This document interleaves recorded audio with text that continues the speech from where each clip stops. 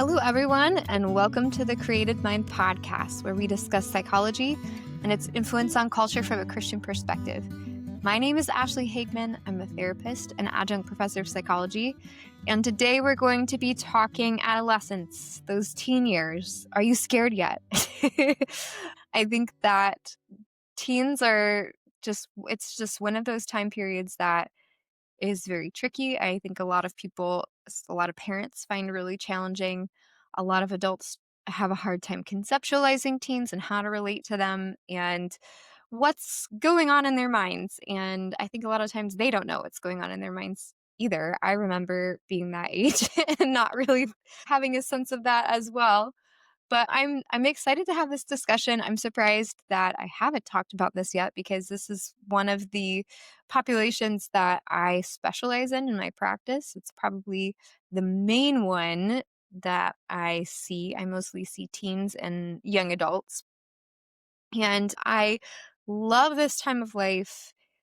It is a very vulnerable time of life. It's a very transformative time of life. It's a time when they're very open to new ideas, which is great. It's a really good thing. It's also a really scary thing as well for them and for those who love them. But it's really beautiful. It's so fulfilling. I feel like my teen clients, I see the most growth in them throughout therapy. I see a lot of change in my teen clients. I just love this age, and it's interesting to hear their perspective. For me, it gives me hope talking to the people who are going to be in charge of our world someday, and just the beauty and optimism of all they have before them in their lives and all the different directions that they could take, all of the different types of people that they can be. It's really exciting to me. It's really enjoyable. I'm excited today to talk through. I think today I'd like to focus mostly just on this time period of development, not necessarily what's going on in development, but how to conceptualize teenagehood, how to conceptualize adolescence as a society and as a culture. And then I think future podcasts, if I get around to it, I'd like to talk more specifically about what's going on developmentally. I'd like to talk about some key issues, some key problems that teens face, and maybe a little bit more specifics on that. But today I'd like to have more of this broad overview on how do we think of adolescence? How do we think of these teenage years? Because I think there's some fundamental ideas that we have about adolescence that we either need to revisit or we need to develop, we need to think about and be aware of and be purposeful in as we consider our teens and the people in our lives going through this time of life. So, first of all, anyone who thinks of the teen years, adolescent years, what do you immediately think of? You think of storm and stress. That's like a key phrase that I want you to have in your mind, and I think probably already is in your mind as you're thinking of your own teen years, as you're thinking of the teens that you love. It's just a time of a lot of emotional turmoil, a lot of perhaps rebellion, identity searching. That is what we think of as teen. That is what we think of as just normal of what teens are going through at this time of life. But I would like to propose that this notion of the teen years being marked and characterized by storm and stress, that this did not exist pre-industrialization. So before the Industrial Revolution, before teens were leaving the farms to go into the cities and work in factories, adolescence was there. First of all, there was no notion of the quote teen years as a separate stage of development. It was a slow, continuous transition into adulthood. A lot of cultures have rites of passage. So, for example, in Jewish culture, you have your bar mitzvah, your bat mitzvah, 13 years old, you're considered an adult. Now, to us, that sounds crazy. Of course, 13-year-olds are not adults.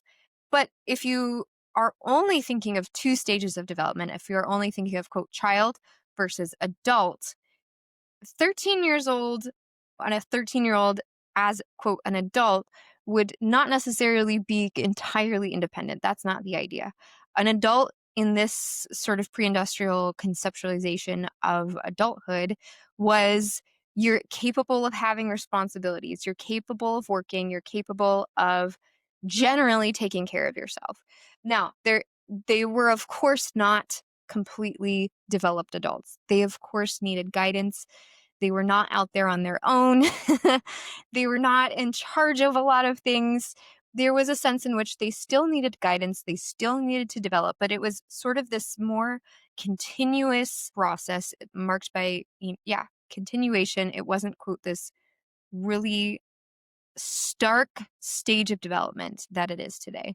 And when that happened was with industrializations. 13, 14, 15, 16-year-olds, the teenagers, they were leaving the farms to get better jobs in the city, in the factories, and they would go and live in boarding houses, a bunch of teenagers all together, and then they would be working together.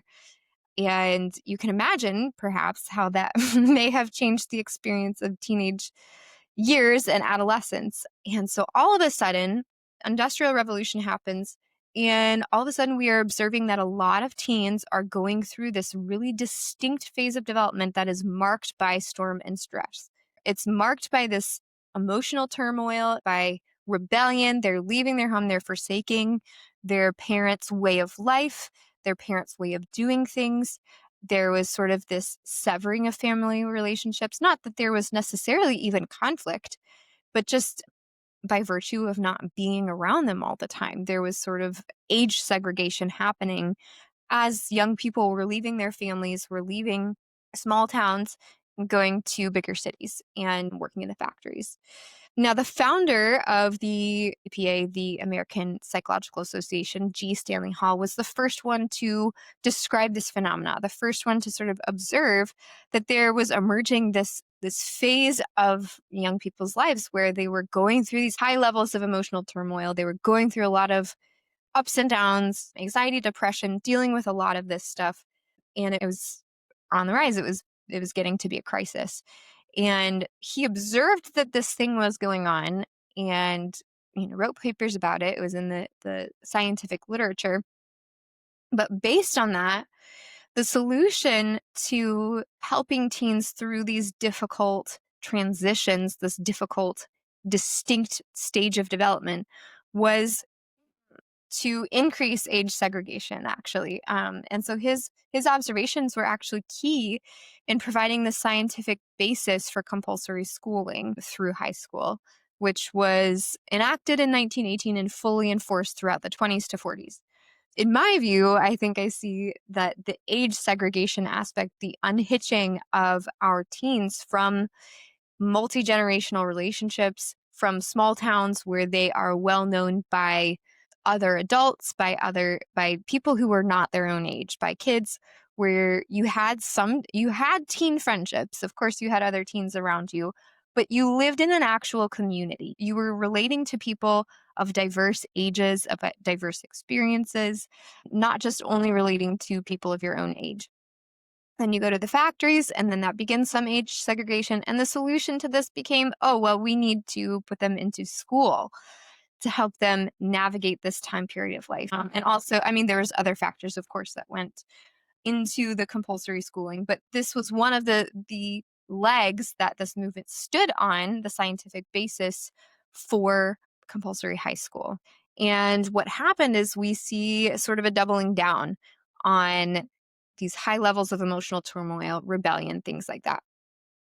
That really took off through the 20s and 40s when kids were required to go to school. So it was sort of something that was starting to peak with the Industrial Revolution and then was crystallized and intensified by putting all of our teens in a high school together. So just thinking through how the entirety of human history, the way that human communities have related to each other, right? So nowadays, in our modern concept of a teenager, you have a hard time conceptualizing a teen who is part of a community, who is relating to people much older than themselves, much younger than themselves. Your concept of a teen is a kid going to high school and spending all their spare time with their friends, doing all their activities, doing sports, doing music, all these things. And those are all good things. And I'm going to talk about the importance of all of those good things. However, we also need to have a sense of caution of what are we excluding and what are we prioritizing in the lives of our teenagers? And what does age segregation do to their developmental experience and their sense of themselves and their sense of where they fit into society?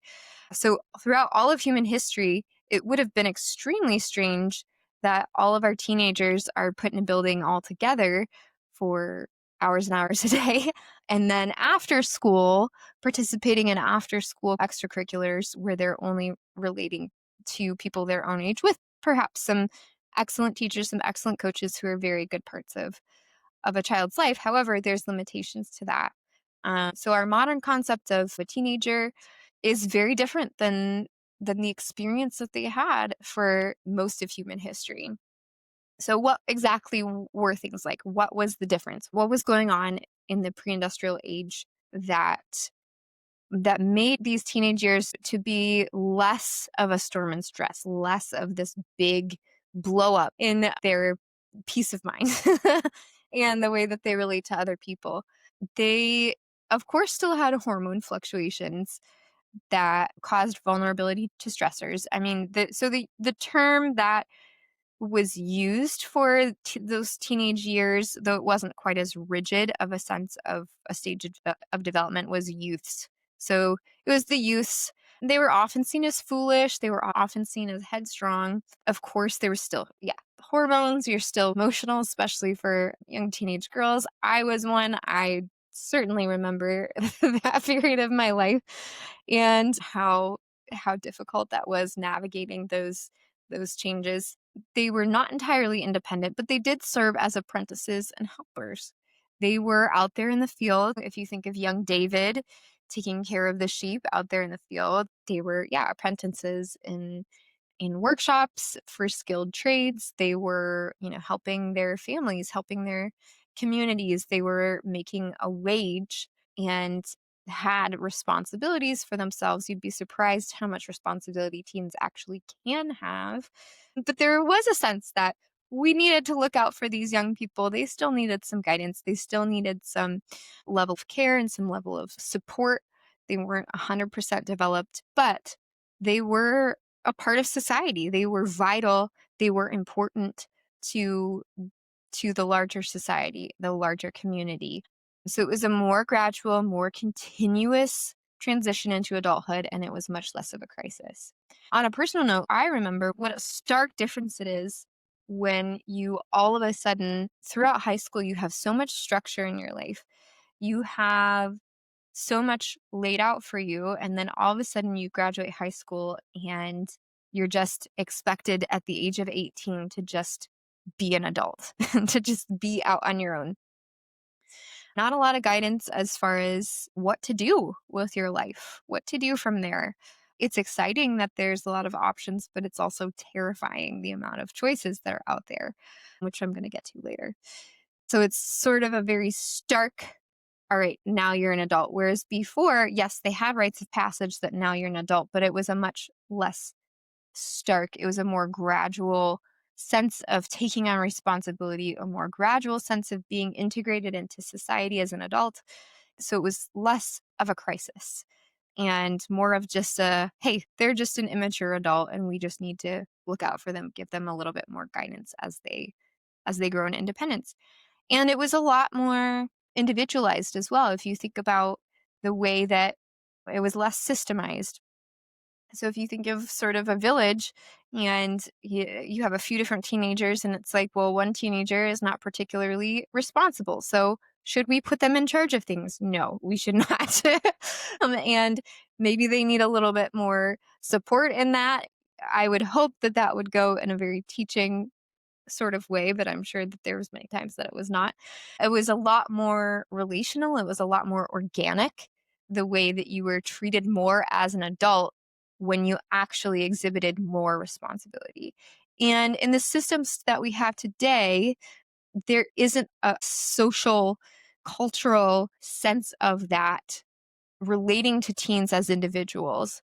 Teens are put through high school and they're all treated essentially. I mean, there's ways that they're treated differently, but as a society, it's less of the increase in responsibility is not necessarily equal to their increase of capacity and their increase of what they're showing that they're capable of doing.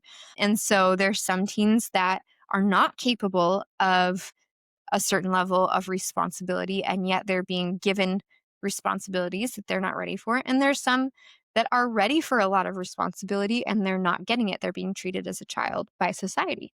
And I think that that's not helpful. I think in development, I think there needs to be some more thinking through, some more nuance, a more organic approach to the way that we treat our teens and how they grow into adulthood. So, what are the main differences? What are the main differences between this sort of pre-industrial experience of teenage years and the modern concept of teenage years? The first one, which I mentioned before, and I'm really going to spend a lot of time on, is intergenerational relationships. There's a few ways in which I think that the pre-industrial experience of adolescence has something to tell us about how to help our modern teenagers navigate this time of life. Not everything about the pre-industrial experience of teenage years is good, and I think we need to have a fair and nuanced perspective. We can't be looking at the past as through rosy colored glasses and thinking that everything is great. I think now there's an increasing movement towards thinking of the past as this idyllic time. When we think about homesteads, we think about, yeah, getting back to quote simpler times. There's a way of idolizing these times gone by where things were not entirely perfect then either. And so we need to have a fair understanding and representation of what was occurring in the past, a fair view of history so that we can take what's good and improve what's not.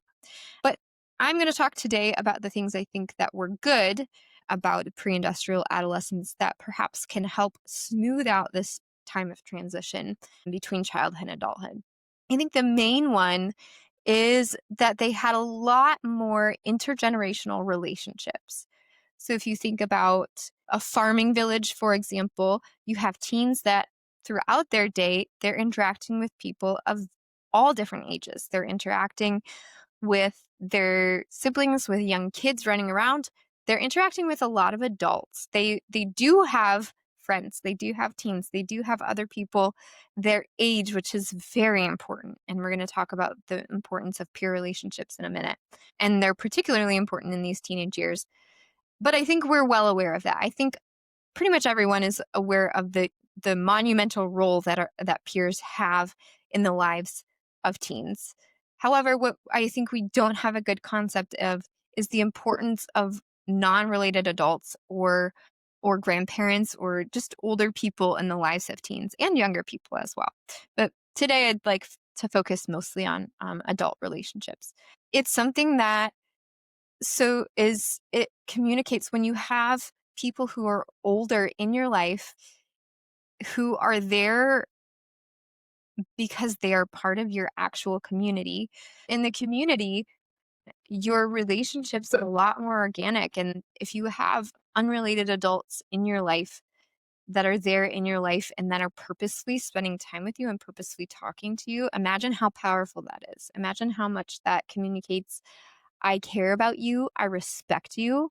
I'm excited about your future. I'm showing that I believe in your success by choosing to be an integral part of your development. And I'm here lifelong for you. I'm not here just because you're in my class for now. I'm here for you through your whole life. And I think that's a really important role that people had in their lives that we don't have as strong of that social structure for teens nowadays. And many people don't even have grandparents in their lives. Many people, their parents had to move somewhere for a job. Our society is becoming increasingly mobile where you don't stay in one place. A lot of people move cross country, move somewhere else, and they do not stay with intergenerational relationships, family relationships. And family relationships are generally the strongest ones. So when you don't even have that, then the non-familial intergenerational relationships are certainly not there.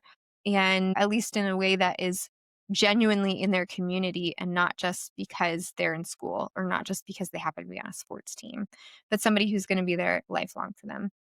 A lot of studies show that increased interaction with the elderly, for example, with grandparents, with just adults in general.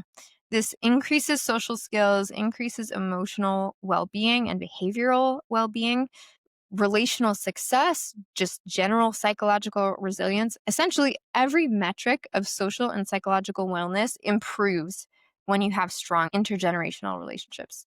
So, one study I'll include in the show notes, they had adolescents go into nursing homes and just interact with people in nursing homes and showed a great effect on the mental health and emotional health and behavioral health and social skills of the teens that went through that program. Another study that I'm going to include looked at the role of grandparents' influence in their grandchildren's well-being. And particularly, they said the maternal grandmother and the paternal grandfather were the two biggest effects in their lives in this of what they studied in this study. And they just showed just bonkers effects of health and of well adjustment when they have those strong relationships with their grandparents. So grandparents are very important. Elderly adults are very important. And also mentors are extremely important.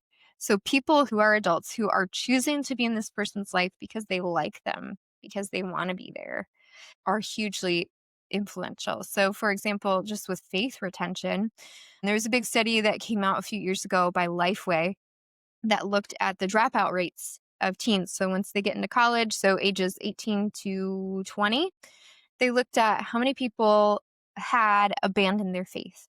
And the rate was 66%, which is pretty scary. So 66% of people aged 18 to 20 who had grown up in the church, who were regular attenders, not just creasters, regular attenders of church, 66% of those teens had dropped out. However, when you look at, many times people have heard that fathers are extremely influential in keeping their children in church. So the effect of fathers being involved in the church lowered that chance by 1.27 times lower. Both parents being involved in church lowered that to 1.49 times lower. But having 3 or more unrelated adults investing in a teen's life reduced the faith dropout rates by 2.65 times. So that is almost twice as much as having a father involved in church. So having unrelated adults, safe unrelated adults, obviously that's very important, in your child's life increases their faith retention by 2.65 times. So to put that in perspective, without mentors in your child's life, the chances that they will maintain their faith is about 34%. If they have 3 or more unrelated adults that are invested in your child's life, that goes up to 78% retain their faith throughout their lives. So, correlation and causation, we don't know exactly the causation. We don't know if it's just the mentors or if it's just that healthy churches happen to have more adults that are interested in teens. But either way, having unrelated adults care about your teen is huge in their lives. And I think that that's something that we can say, that this is a mark of health in teenage years. On the flip side, we know a lot about how age segregation serves to amplify turmoil in the lives of teens. Because think about it, if you drop a teen into a social network where everyone is struggling, where everyone has decreased ability to withstand stressors because they're going through puberty and hormonal changes, and they're not developed adults. If you drop somebody in the middle of a social network where everyone is dysregulated, everyone is kind of crazy, which teens are, they're not going to do well. They're going to feed off each other. It's going to amplify. They feed off of each other's insecurities. There's a lot of mental health disorders that are socially contagious, and teens are particularly susceptible, especially teenage girls are particularly susceptible to social contagions.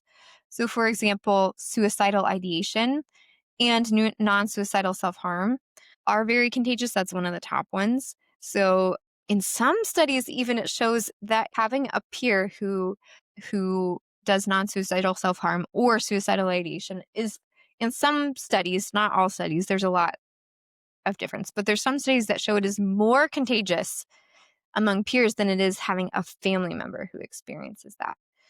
And so I think that's a really powerful statistic right there. Even if peers aren't more influential than families, they at least are up there. And so I think that is something to think about. Eating disorders are very well established to be socially contagious. Emerging research is beginning to establish that gender dysphoria is socially contagious. There's been a few studies I'll put in the show notes that have shown that if you have a friend who experiences dysphoria with their gender of birth, that you are more likely to experience that. And we see this too in the persistence of people who persist in their transgender identities through adulthood is an actually very small percentage of people who present with gender dysphoria in their teen years. So there's many people who present with gender dysphoria in their teen years, particularly when they are on social media and have friends who are also experiencing gender dysphoria. And yet, once they sort of finish going through puberty, they get into adulthood, they do not persist in that transgender identity. So we're seeing that can potentially be a social contagion as well. The research is still coming out on that, but there's some studies that are really hinting at that right now. And those are just the ones that I thought of off the top of my head. But there are many more. So when your teen is, in general, throughout their day, predominantly interacting with other teens who are also struggling, and they don't have strong, deep, supportive relationships with adults who can regulate them, who can give them perspective, who can show them what it looks like to be healthy and influence them in those ways, who can be their strength in the storm. If they do not have that association, that time with those people, you can imagine what that's going to be like. And so that, I think, is something that we need to think about, is the amount of time that our teens are spending with other teens. Now, that is not to say that teens should not have strong peer relationships. In fact, these are incredibly vital to teens, especially as they leave childhood and get into their teen years. If they do not have strong peer relationships, they really, really struggle. So a study by Long in 2021 showed that healthy peer relationships demonstrated a 40% reduction in mental health issues compared to those with unhealthy peer relationships or those who were isolated, who felt isolated by their peers. So having strong peer friendships is vital, is extremely important. So I think we need to not let our fear of our beautiful babies being influenced by other teens preclude us from giving them friendships. We don't want to isolate our children. We don't want to put them away in a bubble. That is very, very unhealthy for them.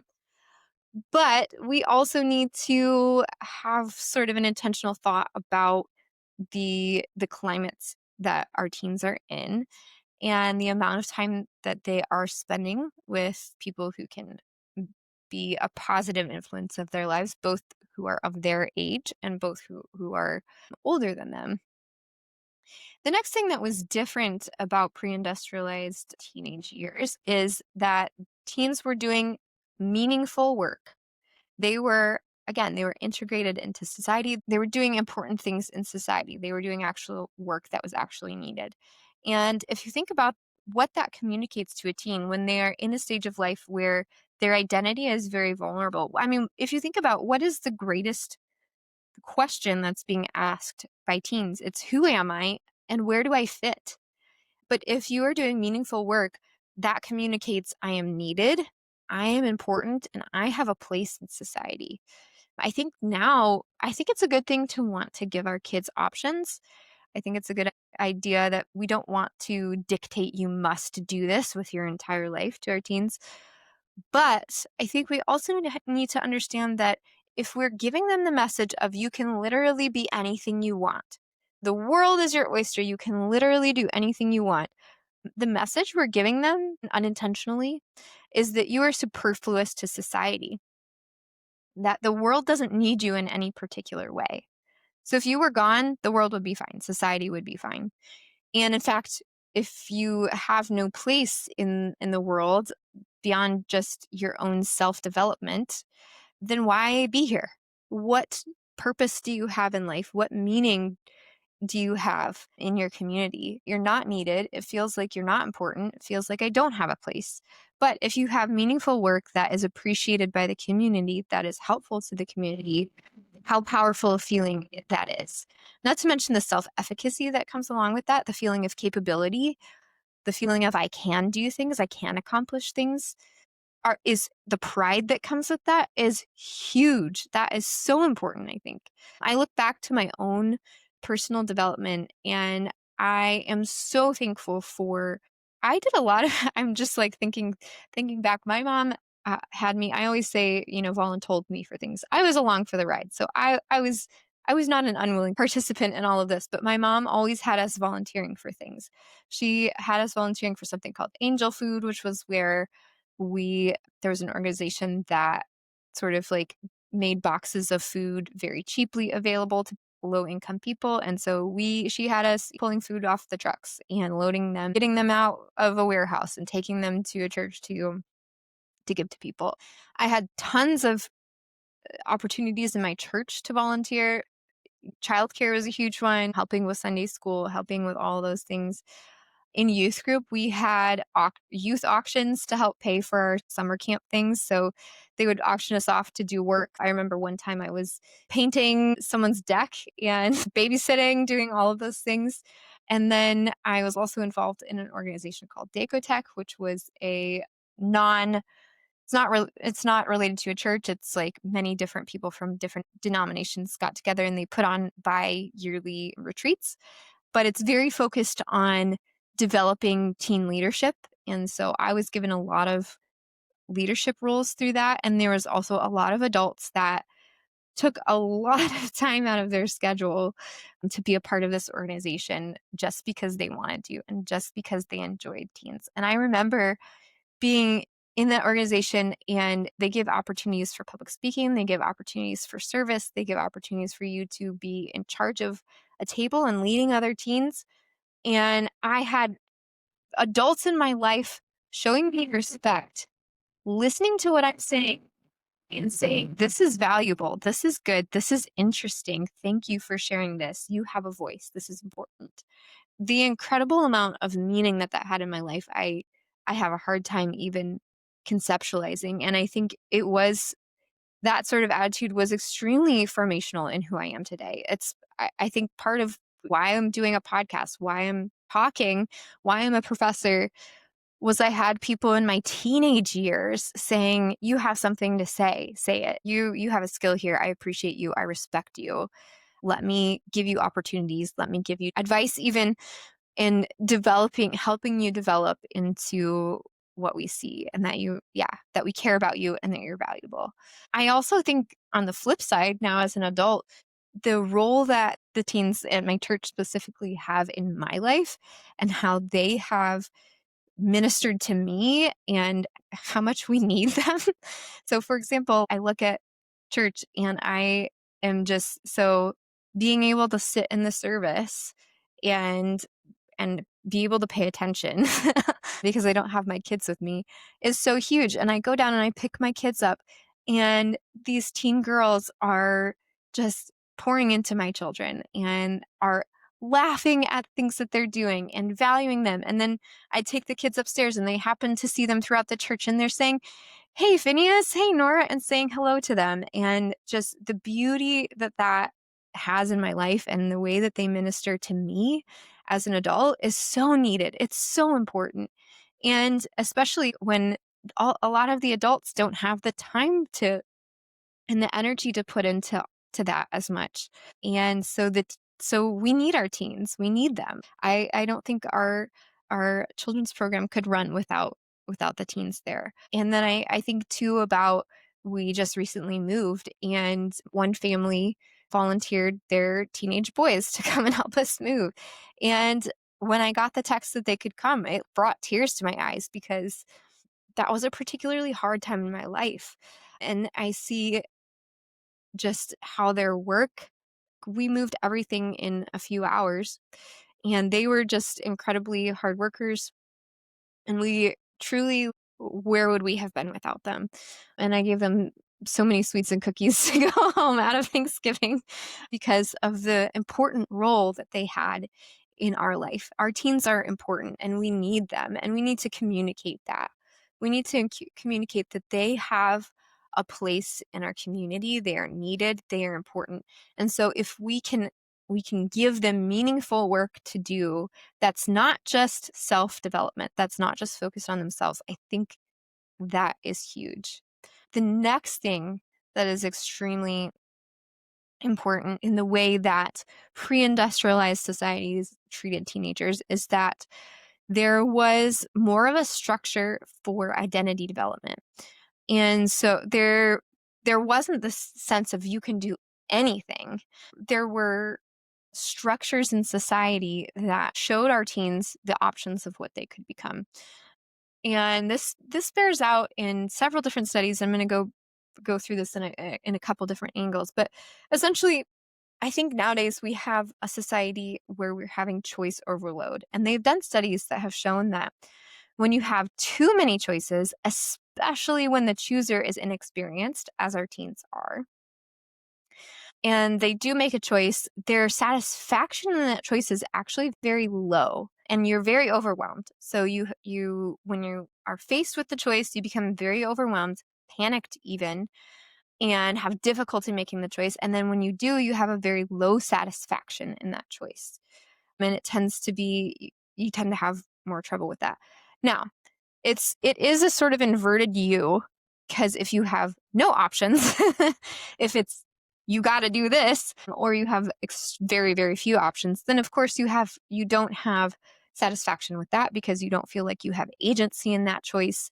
But there's this sort of magical spectrum in the middle there where you have a certain amount of options. It's not endless, but you can actually choose. And that is when the act of choice is not chaotic, it's not panicking, and you are more satisfied with your choices.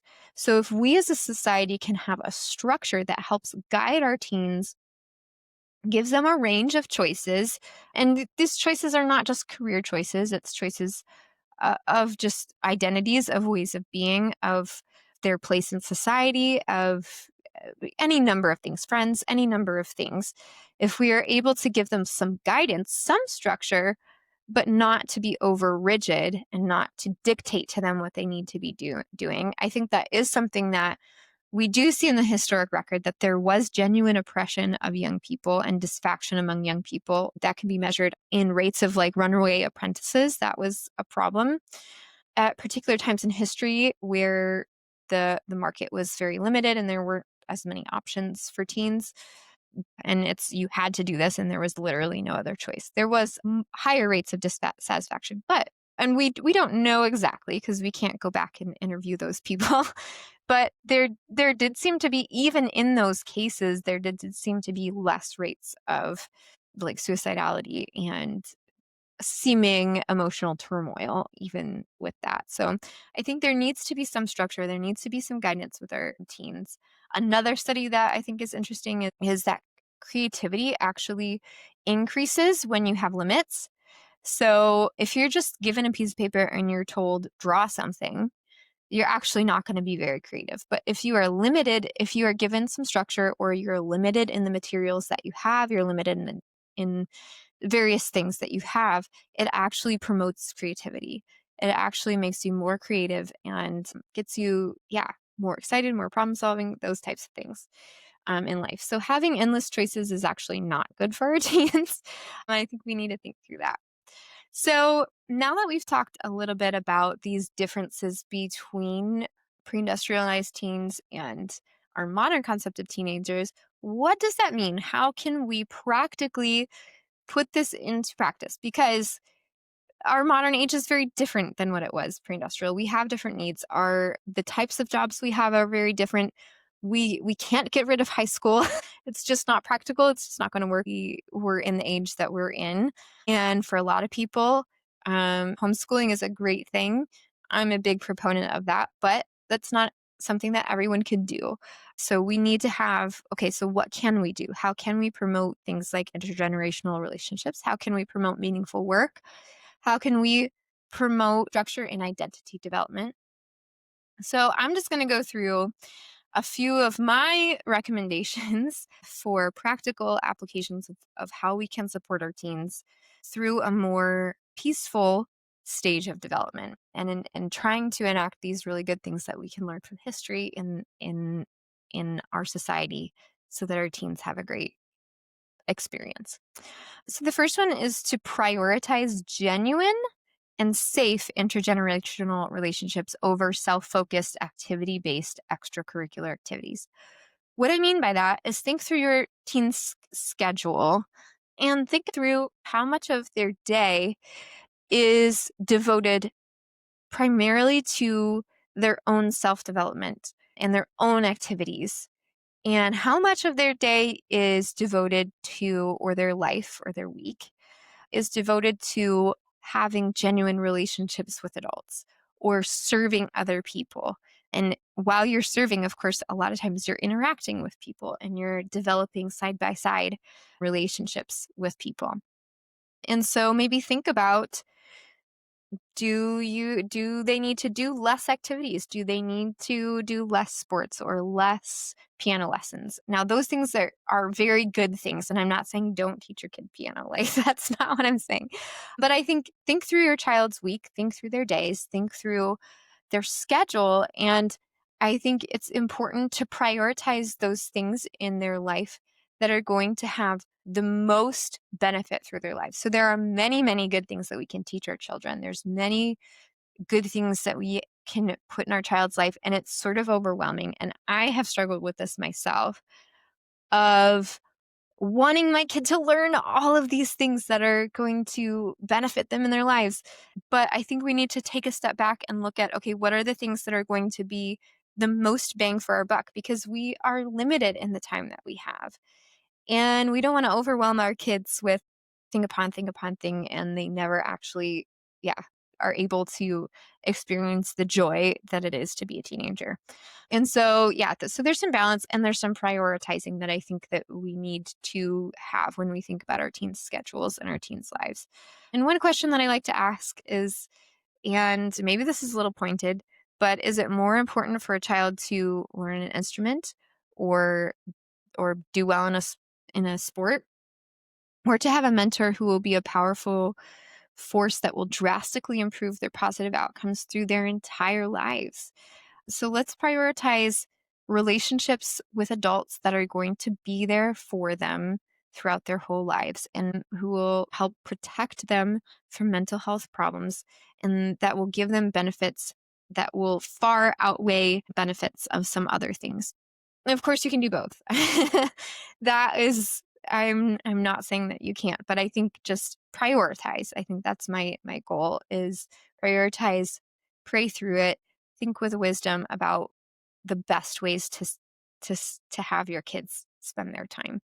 One thing to think about too is, my parents pay you to be invested in me is not as powerful as a more organic, this adult is choosing to foster a relationship with me as an individual because they love and respect me. So people that are organically in your network, neighbors and people in your church, people in your family who are organically in their network, who are going to be there for them, and they're choosing to have a relationship with them because they love and respect them, is going to be way more powerful than going to an activity where someone is paid to love them. And not to say that that person is not going to love them and be a powerful force. As I said, coaches are extremely important. Music teachers are extremely important. So you can do both, but just think through that. Think through the quality of the adult relationships that your children have. So some ideas of things that would be really good are internships. Like, say you have a friend who has a business and they just need help organizing files, or they need help sweeping the floors. Get them an internship, have them go for a couple days and see what it's like. I think that's great for just career and life experience and teaching them skills, but it's also they're rubbing shoulders with adults and seeing how adults relate. And a lot of times having a teen in your workplace, it's like, ooh, this is new and interesting. Oh yeah, let me talk to this teen. And especially when they're one-on-one and when they're alone, that's how adults can talk to them.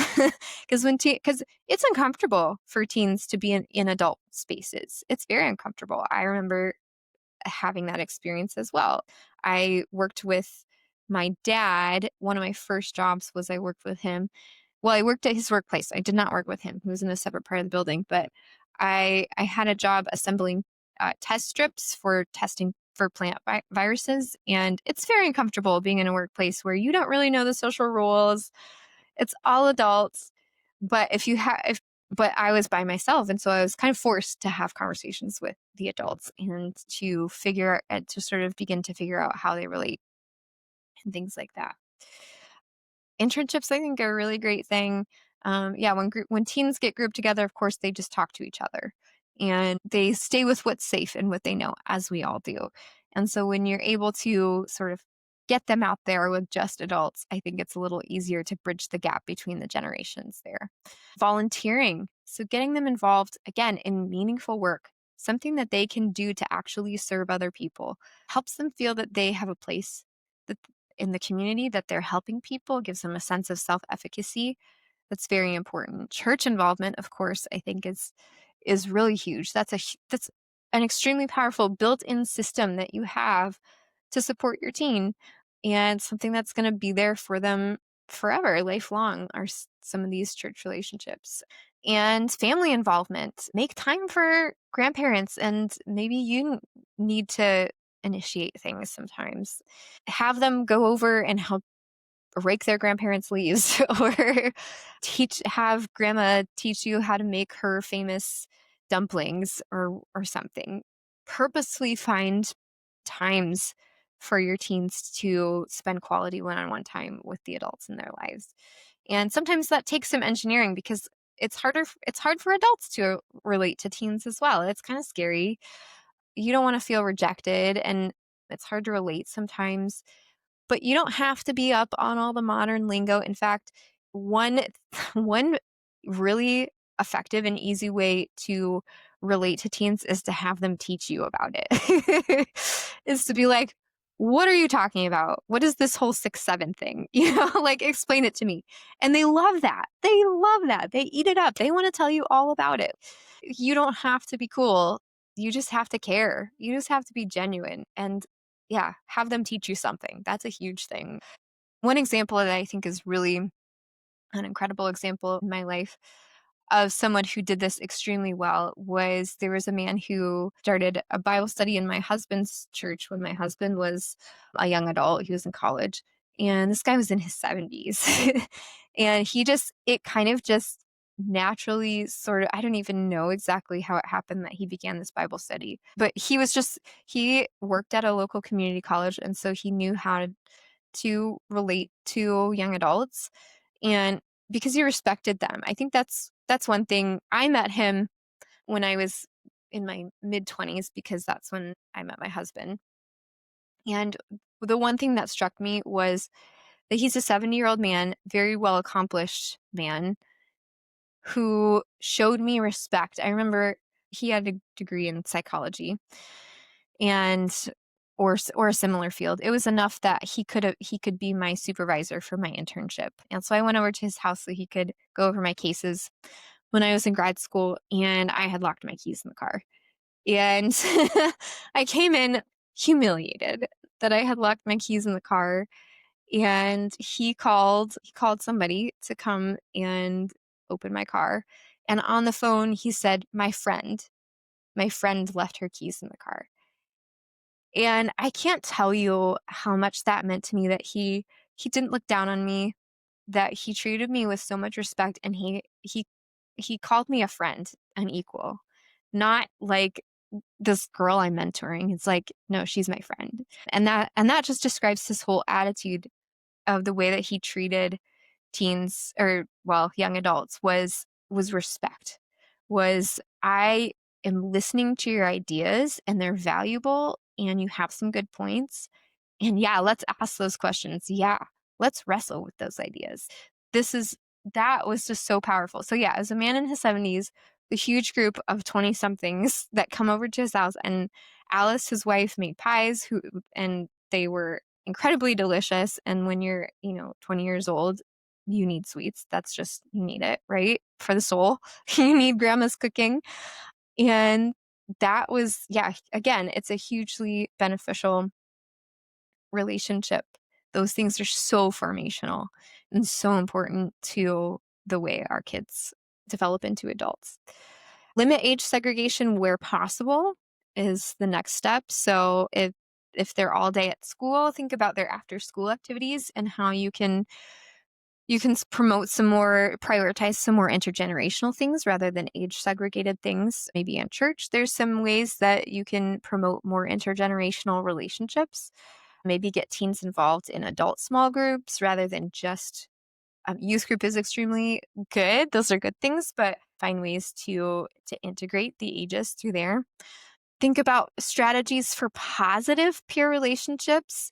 Now, you shouldn't choose your children's friendships. And if you're telling somebody don't be friends, if you're telling your teen don't be friends with this person, it's just not going to go over well. I'm just going to tell you that right now. They're going to sneak behind your back. It's just not going to be okay. But if you can strategize some ways that you can get your children around other kids that are really good kids and sort of giving them good options of friends where they're spending time with other kids who are really quality, I think that's really important. So balancing the freedom, like giving them freedom, but also some structure as well. And I think part of that is having really honest conversations with them about and asking them to make choices in their lives. So asking them questions about how do you choose your friends? What do you look for in a friend?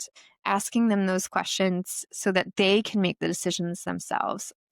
But you're giving them the structure to actually take a step back and think about those things rather than just, hey, I associate with these people because this is who I am around or because we have a common interest.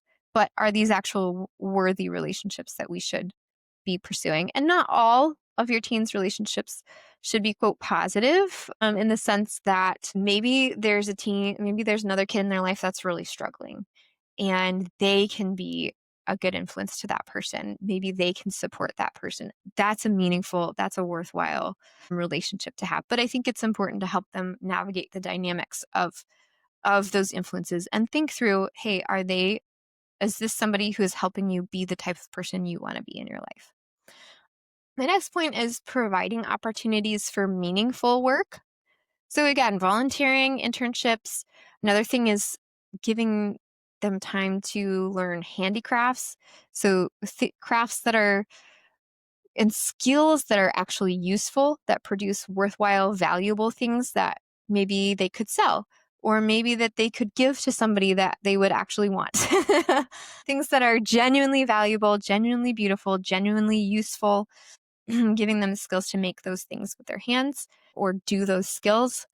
One person that I know, their son does aerial videography with his drone, and I think it just started as sort of an interest because he liked engineering, he liked drone work. He's kind of started to create a business out of it. I don't know how successful it is, but it looks good to me. And it's a worthwhile, useful skill that I think probably gives him a lot of meaning in his work. Serving at church, of course, a huge thing is seeking out opportunities to meet the needs of other people. So asking them to be on the lookout for ways that they can help their friends. Maybe they have a friend who's hurting. Maybe they have a friend who needs something. How can they be a blessing to their friends or extended families? Like, keep a lookout on, oh, maybe your aunt is having a baby and maybe she, needs somebody to make her some food or to come over and clean her bathroom or something like that.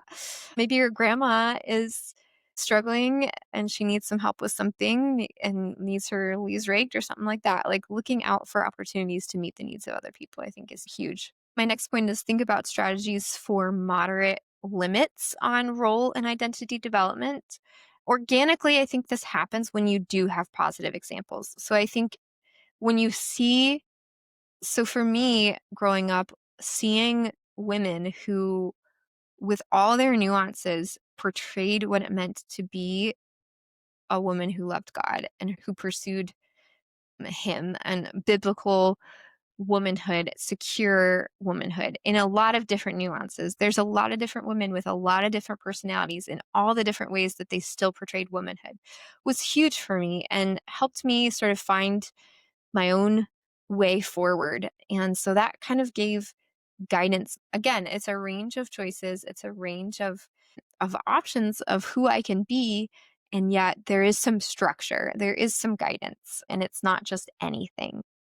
One thing that I think, especially when you're having hard conversations with your teens where you're trying to help them make good choices and navigate their lives, is to talk about principles rather than specific choices in general. There are times when you can say, yeah, maybe think about this specific choice. But I think in general, asking questions based on principles rather than this specific choice is going to get you a lot farther in your conversations because you're not telling them what to do. I think that's very important. They need to make their own decisions. We're bridging that gap with adulthood. We want them to be responsible and to make their own choices and to be independent. And we need to communicate our trust in them, that we trust them to make those decisions.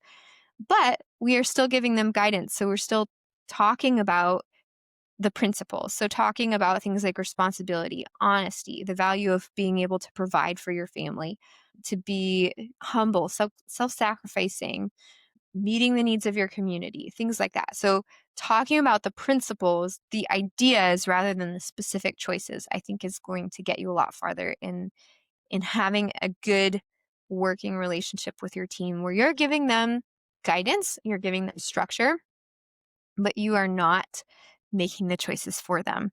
And you are giving them, you're giving them the tools for them to use for themselves as an adult. And then also ask these questions as you're discussing these things. Ask them questions, don't give them lectures. I think, as soon as you start giving a lecture, you see the eyes glaze over and they just stop listening. But asking genuinely curious, not pointed questions based on these principles is going to help them think through their choices a lot more than just telling them what to believe. And again, that's something that I talked previously about the 70-year-old man with the Bible study that a lot of teens gravitated towards. He asked a lot of genuinely curious questions, and he wasn't afraid of our questions either. He wasn't afraid when we were questioning things that he held very, very dearly and that were very important to him. He was okay that we were asking questions, but he asked his own questions to help us think through the topic and to help us understand these principles and work through this so that we can apply those principles to our lives and make the good decisions ourselves and to have a sense of ownership over our lives and our choices. The next point I have is to communicate respect and trust where you can. So some teens struggle a little bit more with responsibility and perhaps honesty than others, but be on the lookout for the ways you can respect them, the ways that you can trust them, and run with that. Notice that. Comment on that. Back up those good virtues that you see in your teen and respect, show trust. Treat them as an adult where you can. I know there's some times where you can't, but try to prioritize looking out for the positives because the negatives, they're going to be there. It just happens. That's life. We're human. The positives are the things that are harder to notice and you have to be more purposeful for. And then lastly, listen to their point of view and value their point of view.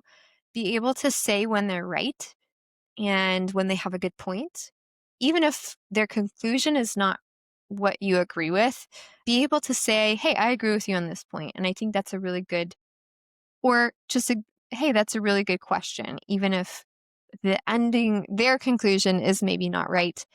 It's like appreciate where they're coming from and their point of view and communicate that you care about what they're saying. I think is really huge, because then they're going to be more likely to listen to you when you have something to say. It's modeling. That's adult relationships. Adult relationships are respecting each other, listening to each other, valuing each other's point of view. And even if you disagree, being able to say, hey, that you're right in this point. That's how you have an adult relationship. And your child, you are wanting to train to be an adult. So modeling that where you can, in the times when you can, is really important. And then lastly, notice and appreciate their contributions to their family and to their society. I do this actually with my 3-year-old, and it's very effective with his sister. So he often he's a boy. He's not careful, and he tries to play with his younger sister and often hurts her. Or, he wants to play, but nobody wants to play with him. So then he goes and on purpose, makes them upset so that they'll pay attention to him. But I've realized when I can notice the times that he's treating his sisters really well, like for example, if his younger sister is crying and she's really upset, he'll go and bring her a toy and be silly and make her laugh.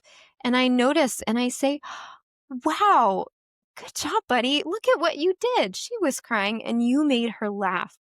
That was important. Like, you are helpful and we need you in our family. You are a joy in our family, and your work, the things that you do, is meaningful in our family. So being able to notice and appreciate their contributions. I mean, that's a 3-year-old. How much more to a teen who is objectively a lot more helpful in the family? How much more is that going to mean to them and their work being valued, and the contributions that they actually do give to the family? So that is all I have. That's all my thoughts that I have today on our conceptualization as a society on teenagehood and adolescence. There we go. That's a better word for that. And I hope that this gives you a lot to think about, a lot to revisit in the way that you conceptualize what it means to be a teen and what is, quote, normal in adolescence.